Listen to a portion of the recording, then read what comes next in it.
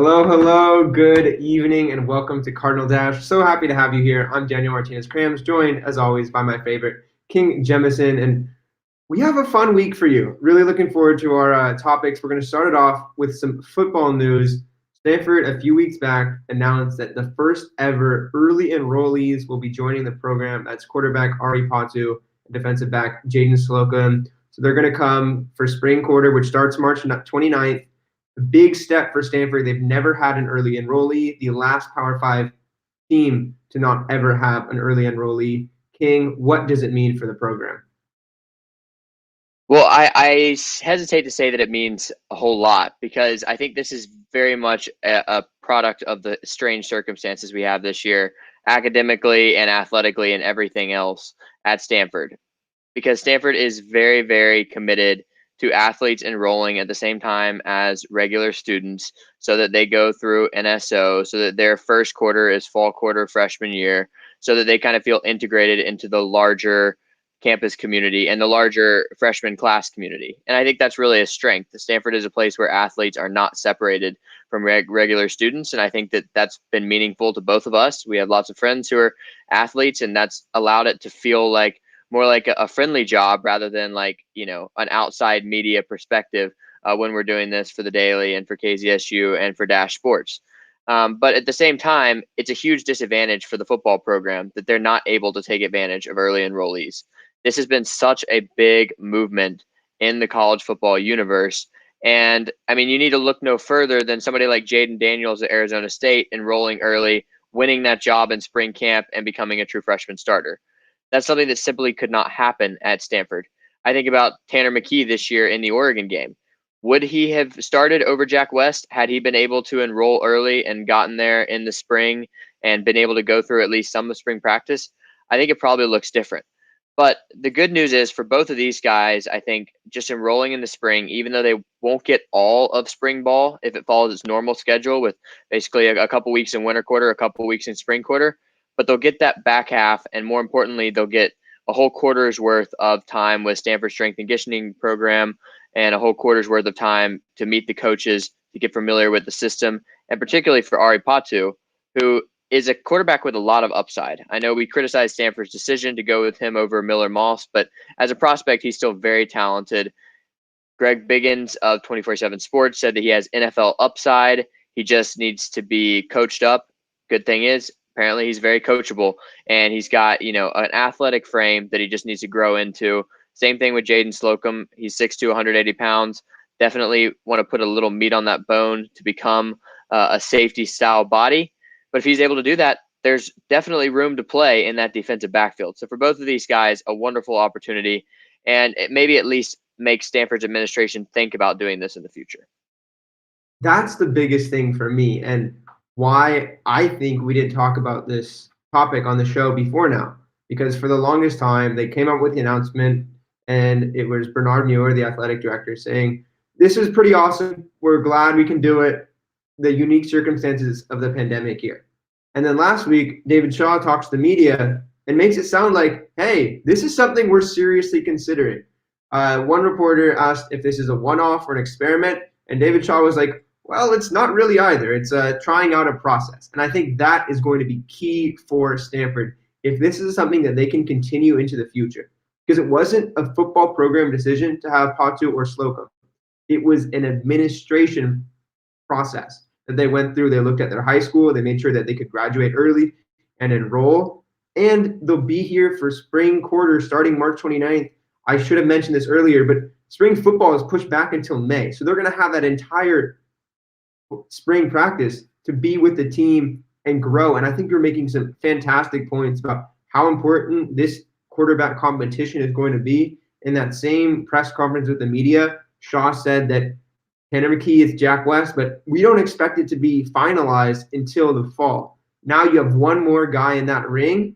That just makes everyone work harder. It's going to be great for Stanford. This is something that's been holding them back in recruiting for so long. High school students for a while now have been setting up their graduation requirements so that they can enroll early in their college. They know how important it is to enroll early, to get ready with the team. Just as you pointed out with Jaden Daniels, you get so much upside from arriving at your college early.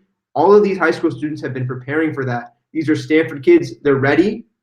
I think it's going to be great for the program. Well, without knowing much about Jaden Slocum as a prospect, but considering the fact that he chose Stanford over an offer list that included Alabama and Florida, I mean, with that kind of talent and now given an extra quarter on campus, and as you said, and I think I can't believe I missed this, the spring football being moved entirely back to May, that's huge. First of all, just because I think it allowed the football team a little more time off after they saw nobody but themselves for a very long period, and they haven't been required to return to campus yet.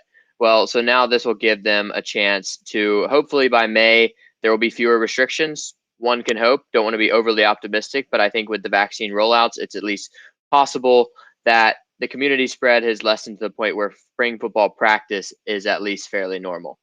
And so I think that this is going to be a good experiment, even though David Shaw doesn't want to call it an experiment, for how much of a difference it makes for these early enrollees. Now, we do experimental design. We know there's no control group here, but at least you can say that, these two guys are going to be given an opportunity to spend more time with the coaching staff than other true freshmen. Are they going to show more development than other true freshmen? Particularly, I think about knowledge of the playbook and strength and conditioning. So that'll be interesting to see if maybe Ari Patu can push Jack West for that backup role. Obviously, we don't want to discount Jack West, but we just assume Tanner McKee is going to be the starter. Maybe Ari Patu's in that conversation, and at the very least, maybe he's in the backup conversation. And I think it would prove a lot if Jaden Slocum ends up on the 2 deep in the start of fall. That would show that spring practice made a big difference for him. And I hate to critique your experimental design here. We have a little bit of a control group, at least, with the other freshmen that are not enrolling early. Of course, there's not some random sampling here. Those two players, Patu and Slocum, were handpicked by the administration. They said these guys are ready. They've completed all the necessary things for high school. We think they'll be able to come in, live in a dorm, live away from home. So it's not exactly an equal group, but hey, we're going to be able to compare those two directly to what their counterparts are being able to do. And I see exactly what you're saying with Ari Patu pushing for a spot on the 2 deep, pushing Jack West, Slocum trying to get into a defensive backfield that has a lot of openings, but also has a great coach and a fantastic repertoire in the past. So there's so much excitement here for Stanford and just how much it could affect recruiting going forward, that kids want to go early. They want to be the ones to enroll early. They think it's a special prize. And for a while, it's been something that Stanford has not offered. Stanford has so many carrots already for their recruits just on Stanford campus itself, but adding one more never hurts. And the fact that these players are now going to develop earlier, it just slides everything earlier. Because what we've seen for so long at Stanford is a lot of players don't really see the field until sophomore, junior year, and they're not producing at a high level until their senior year, but just shifting that whole calendar earlier. We saw how much, for example, on the offensive line, how much they grew between their freshman and sophomore seasons, and still age-wise, nothing is going to change there, but getting into the weight room with the real coaches in the spring, much different than anything you're going to get in high school. This has had to happen for a long time. Stanford's been a holdout, but finally they're getting on board. It's been a great step. Yeah, and there goes the biology major. Got to try to make me feel dumb again. But you're very right that comparing them to the other freshmen to see where they're going to be this year is going to be huge. I think what we can't know is how much better would Ari Patu and Jaden Slocum be if they had not been in this situation. But clearly they were chosen because both the administration and I would assume the Stanford football program think that they're ready for it.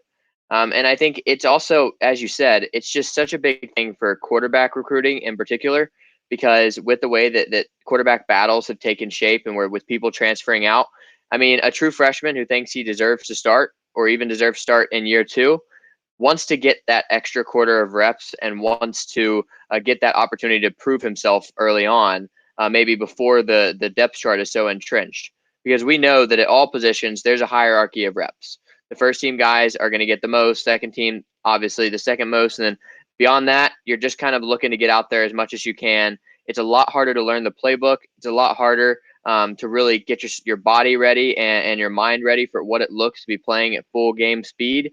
And so I think in the spring, that hierarchy is not as strong because everything is fluid. So once again, just another advantage of getting these guys in early.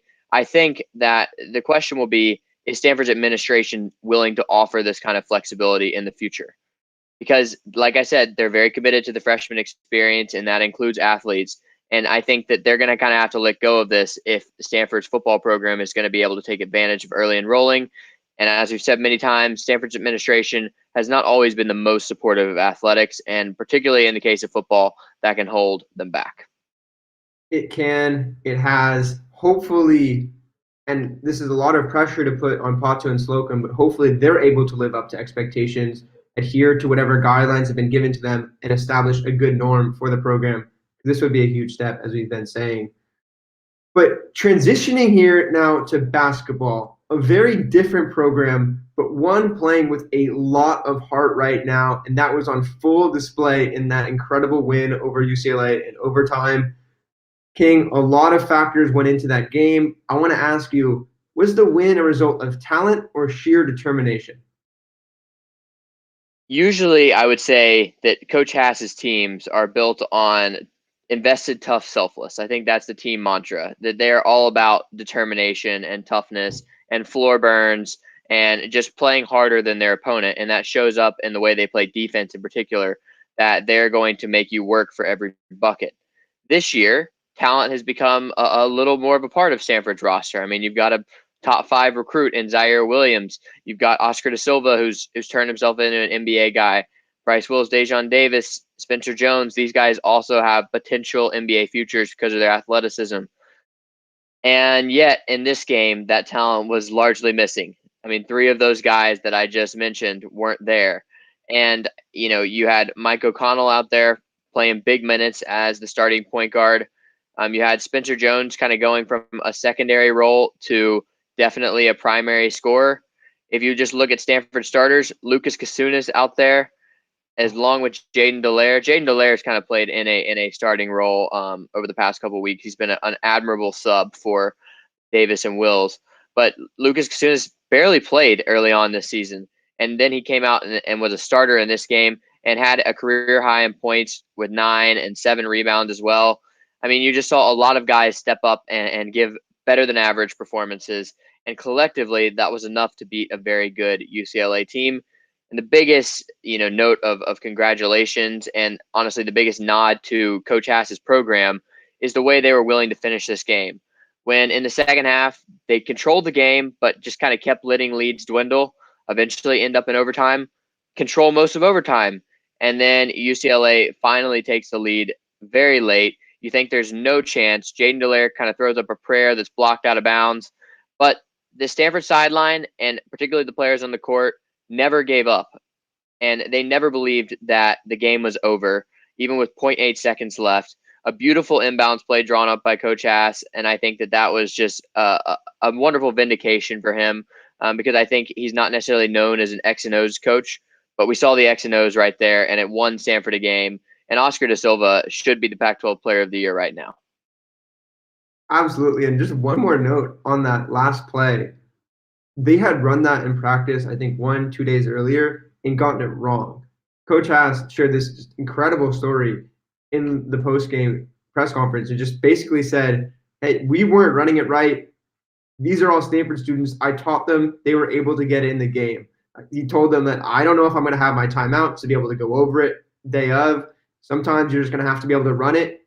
And they did just that, came up. And I'm at home. I wasn't covering the game. And I'm just letting you know, as a fan, I made some crazy sounds seeing that ball drop in. That was just such a great win. And I think really summed up by Haas when he said that either way, that was the most courageous performance of the year, win or lose. They just did so much in that game. And I have to go back to everything that you said, where Stanford does have talent this year. That talent wasn't on the court in this game. Dejon Davis, 13 points, 3 assists, 4 rebounds every game, not there. Bryce Wills, 9 points, 4 rebounds, 3 assists, not there. Zaire Williams, the top 5 recruit, 16 points, 6 rebounds, 3 assists he's averaging, not there. Without all of that contributions, Stanford still finds a way to win. You pointed to Lucas Kasunas. You pointed to Spencer Jones, who was playing hobbled the entire game, but comes up with some fantastic defense, a clutch 3 in overtime. All of that isn't talent. It just a team that wills itself to win, just like the women's team. They've been playing on the road. That takes a lot of guts. Extremely impressive with everything that they've been able to do, and really looking forward to hopefully seeing this team build on it, because it doesn't seem like those players are going to be back right away. A lot of the players that were out were not actually at the game. So if they're not there for the next, when they go to Arizona, is the team going to be able to build on this? We'll find out. Yeah, and hopefully the team is finally going to get to actually return to campus. The rules have changed in Santa Clara County. Sports are allowed to happen. At the very least, they should be allowed to practice in Maples Pavilion. I don't know right now whether they're going to be able to play there because of the quarantine rules in effect. Could other teams actually travel to Stanford? I'm really not sure. But either way, this team has been they've been absolute road warriors. They have not been home all season, and they're 5-0 in Santa Cruz. They've made it their home, and I think that speaks to the character of this team. There's a lot to criticize. They've lost some games they shouldn't have lost. I think that at times the offense is putrid and looks totally disorganized. But in this game, funnily enough, without some of your top creators, you actually found a little bit of more of an offensive rhythm. I think Mike O'Connell really struggled shooting the ball, just 2 of 8, and UCLA, as the commentators in the game pointed out, were kind of just letting him shoot. And yet, once again, he was a solid distributor for this team with 5 assists, no turnovers. He's provided some stability at the point guard position, and on a team that has a lot of scorers, they don't really need him to be a scorer. They need him to be a facilitator and hope that he can knock down a couple threes along the way, take advantage of open lanes. And he's developing into that kind of player. And we saw that, of course, when you don't have 3 of your stars, you turn to your biggest star. And they ran the offense through Oscar da Silva throughout the game, acknowledging the fact that UCLA was going to double team him, and Oscar really didn't care. He got to the line over and over again, was 9 of 9 from the free throw line. And then I think the biggest thing I wanted to point to was 2 stats that have really hurt Stanford over the course of the season. Number one, we've reiterated over and over again the turnovers. And yet in this game, just 13 turnovers. That's not great. For a lot of teams, that would be a high performance. But by Stanford standards, that was a very reasonable, controlled game. They did not give it away with turnovers. And then defensively, Stanford's had a lot of trouble defending without fouling. Some of that has been the result of, I think, very poor officiating. In this game, the officials kind of let them play underneath the basket, but it was UCLA who had trouble playing defense without fouling. They could not control Oscar da Silva. They just kept on hacking him, and he kept on converting. And meanwhile, on the other end, Stanford made life tough on UCLA, but acknowledged that a contested layup is better than just hacking somebody and sending them to the lane. Because when you have the length of Stanford's team, you're going to disrupt some of those shots even without fouling. I think RJ on Twitter before the game said something like, blessings and curses often are disguised as one each other. And on defense, Stanford absolutely missed Wills Davis. No doubt about it. But Michael O'Connell ran the point, and to your exact point about turnovers, 5 assists, no turnovers. That's huge for Stanford, just having that stability you were talking to. There were some things in this game we just haven't seen before from Stanford as they really started to put it together. And I was thinking, King, and let me know if this question is, but when you compare this game to the season opener against Alabama, we've been talking a lot about what tournament wins look like. When you compare those 2 games, which one is a bigger win in your mind? Undoubtedly this one, because first of all, the Alabama team that's catapulted itself to possibly the 2 seed line at this point and is likely to win the SEC, that was not the Alabama team that Stanford played in that first game. I mean, they ended up losing 3 non-conference games, including 1 to Western Kentucky. So although that's going to help the net ranking a lot, it's also not going to necessarily be viewed the same by the committee. Meanwhile, I think this was a game that, because it was on Fox, kind of in prime time, a lot of people were paying attention to it. And you saw a lot of Twitter love after the game, and people recognized the fact that Stanford was playing without 3 starters and that their Pac-12 Player of the Year candidate came through with a buzzer beater layup. That generates attention. And let's be honest, the committee doesn't watch every game, but they probably knew of this one. And so I think that the context was appreciated. and hopefully that gives Stanford a little leg up. Plus, they just really needed a win after 2 straight losses, after not getting the chance to play USC, which also would have been a quality win. I mean, this was an absolute must-have game, and Stanford played like it. Great stuff there. One more thing on going now to women's basketball. Football announced its postseason awards today. Go look those up. A lot of what we came to expect. But women's basketball is halfway through its Pac-12 schedule.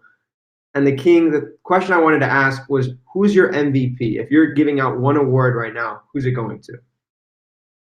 Obviously, if you're box score hunting and if you're looking at who's the best player of the year candidate, who's most likely to be an All-American on Stanford's roster, it's clearly Haley Jones. She leads the team in points, rebounds, and assists, averaging 15 points, 9 boards a game, and really doing it without having to play super heavy minutes. She's clearly the top contributor, but Stanford plays a deep rotation. And I mean, people just appreciate her wizardry as a playmaker, her ability to control the game, to be a very athletic, basically point forward, and the kind of skill set that people look for in the NBA and the WNBA, that versatility. And yet, I think if you're going to look for the off-the-radar MVP, to me, I'm going to go with Anna Wilson because she is the most unheralded of Stanford starters. If you look at Stanford's 4 other starters, they're all averaging double figures. That would be obviously Haley Jones, Kiana Williams, Lexi Hull, and Fran Beliebe. Meanwhile, Anna Wilson's just averaging 5.5 points per game, but she's provided a critical role on this team where you have a lot of scorers and you don't need another scorer. You need a distributor and you need a steady presence on the court. And that was definitely the one question in the starting lineup because last year you started the year with Dejanay Carrington, who, I mean, at one point was thought to be maybe Stanford's best player or one of their best players. She goes down with an injury, misses the rest of the season. And then we see Lacey Hull step into that role and play well. But I think that Stanford needed a different presence in the starting lineup this year, and Anna Wilson has provided that. She's shooting 47% from 3. She's got a 2.2 assist to turnover ratio with the 3rd most assists on the team. And I think she just provides a steady presence as a 5th year on a relatively inexperienced team. And I think that obviously if you're talking about the stars on the team, you're never really going to mention Wilson. But in terms of her importance to the team, I think it really can't be overstated that Stanford needed that 5th starter too. I can't imagine what this team would be like if Anna Wilson was not granted that appeal for this 5th year. She has been absolutely instrumental. One of the greatest stories from someone who was injured a lot, didn't get that many minutes, now in her senior year, starting and playing ridiculous basketball. Just lockdown defense, the best 3-point shooter on the team. Tara Vanderveer's out there at games screaming at Wilson to shoot more because she has the talent. And yet I'm with you on going away from Haley Jones because Stanford is able to play without her and win. I think Stanford could also get a win in without Anna Wilson. Without Kiana Williams, though, I think there's just no chance, and that's where I'm going for my value. Very much like Wilson, just a steady presence, but also a leader, the point guard by name, but just an incredible shooter as well. Hasn't had her best year, yet still provides this team with so much value. There's been so many times where a team will go down, hit a 3, you're thinking, Stanford's in for something here. Kiana responds with a 3 on the other end every single time. She just does everything that this team needs her to do. And not that other players aren't contributing, because that starting lineup is lethal. And then you add in Cameron Brink off the bench, who's also averaging double figures, and you're like, this team may be going somewhere. But without Kiana Williams, the joke around the farm for so many years has been key is the key, and she absolutely is. I can't imagine what this team would be without her. I think in the tournament, it's going to be on Kiana Williams. In that Elite Eight game where Stanford is trailing by 1 with 2 minutes to play, she's going to get it time and time again because you know she's going to create some great offense for your team. I think as her shooting starts to improve over the course of the season, and I know it will, that she's going to maybe become Stanford's biggest offensive threat because she obviously plays a very different brand of offense than Haley Jones. And so I completely agree that she might be the most indispensable player. Haley Jones is that generational talent that you're saying, in any given night, she could lead you in points, rebounds, and assists, or have double figures in all three. And obviously, she is the kind of talented player that teams have to gravitate towards defensively. But she's also not a 3-point shooter. She hasn't had a single make all year. And meanwhile, Kiana Williams, one of the better shooters in the game once she gets rolling. We've seen how clutch she is with the win over Colorado last year and multiple other, late game clutch situations. And so I think, first of all, as a senior, and second of all, as just a distributor and a creator at the guard position, Stanford can't win without her. And we've seen that in the tournament, frankly, guard play matters more. That you have to have somebody who can handle the ball without turning it over and who can create their own offense. And I believe that Kiana Williams can absolutely do that in crunch time. And, that's why I really have no doubts about this team, even when they did lose 2 games in a row. They're working through a bit of a shooting slump. They're working through some defensive struggles that are uncharacteristic of how elite they've been on that end of the floor. But they're going to find it because they just have too much talent. And I think the fact that Kiana Williams is not the biggest story this year says a lot about Stanford's depth. They are working through things, and that's a great point. While they've struggled, there have been questions about effort. There have been questions about defense. There's never been any questions about either Kiana Williams or Anna Wilson. Both of those players have come to show every single game, have performed, they're consistent. They just know their role and execute above their role on a consistent basis. And that's what you look for in talent. Not to say anything about Haley Jones, who I think is spectacular. She is leading the team in points, rebounds, and assists. No one has done that for a full season since Nicole Powell in 2003, 2004. That is special. But at the same time, Kiana Williams and Anna Wilson are just doing things so well. Anna Wilson is someone you look to for the little things, taking a charge and just gets so excited about it, finishes an and one and gets so excited about it. Kiana Williams will just drain these threes. And there's something special about that, about how you can hype up your team. They look to both of them as spiritual leaders, as emotional leaders. And that's an important, absolutely key role as Stanford moves in for the rest of the season. But they're going to have to look elsewhere. You say guard play in the tournament. You look at Jenna Van Geitenbeek, who's obviously not in the MVP conversation, but who's leading the team in assist-to-turnover ratio and has had some great minutes for this team. You look at Cameron Brink, who, regardless of her foul trouble, may be the most talented player. I think she may have the best WNBA career because combination of her size, skill, ball handling, she is absolutely special. She's shooting around 65%. And even despite all of her foul troubles, Tara Vanderveer keeps putting her in there because they absolutely need her to perform.